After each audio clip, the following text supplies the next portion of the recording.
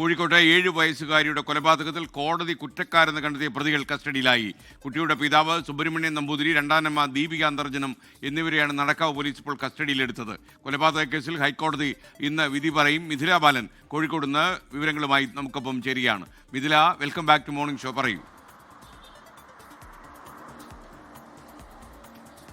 SKN 2013 ഈ കേസിനാസ്പദമായ സംഭവം നടന്നത്. ഈ 7 വയസ്സുകാരിയെ മർദ്ദിച്ചു, പൊള്ളലേൽപ്പിച്ചു, ഒപ്പം തന്നെ പട്ടിണിക്കിട്ടു, കൊലപ്പെടുത്തി എന്നതാണ് കേസ്. അന്ന് ഈ സംഭവത്തിൽ കീഴ്ക്കോടതിയുടെ കണ്ടെത്തൽ എന്നത് മർദ്ദനം മാത്രം നടന്നു എന്നതാണ്. അതുപ്രകാരം 1ഉം 2ഉം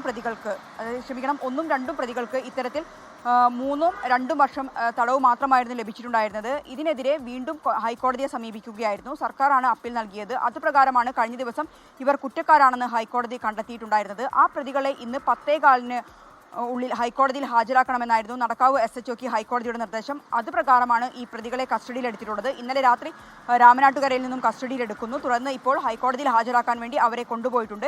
ഏറെ ചർച്ച ചെയ്ത ഒരു കേസായിരുന്നു ഈ 2013 ഈ ഒരു സംഭവം എന്നത്. നേരത്തെ പറഞ്ഞതുപോലെ തന്നെ 7 വയസ്സ് മാത്രം പ്രായമുള്ള ഈ പെൺകുട്ടിയെ അച്ഛനും രണ്ടാനമ്മയും അതിക്രൂരമായി മർദ്ദിച്ചു, പൊള്ളലേൽപ്പിച്ചു, പട്ടിണിക്കിട്ടു. കുട്ടിയുടെ സഹോദരന്റെ സാക്ഷിമൊഴി ഉൾപ്പെടെ ഈ കേസിൽ ഇപ്പോൾ നിർണായകമായിട്ടുണ്ട്. ഈ സാക്ഷിമൊഴി ഉൾപ്പെടെ കണക്കിലെടുത്തുകൊണ്ടാണ് ഇവർ കുറ്റക്കാരാണെന്ന ഒരു നിരീക്ഷണത്തിലേക്ക് ഹൈക്കോടതി എത്തിയത്.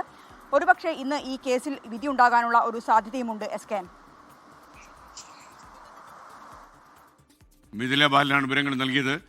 ലോകത്തെവിടെയായാലും ഏത് സമയത്തും 24 വാർത്തകളും ഓഗ്മെന്റഡ് റിയാലിറ്റി പാക്കേജുകളും എക്സ്പ്ലെയിനറുകളും വിശദമായി കാണാൻ ഞങ്ങളുടെ യൂട്യൂബ് ചാനൽ നിങ്ങൾക്ക് സബ്സ്ക്രൈബ് ചെയ്യാം.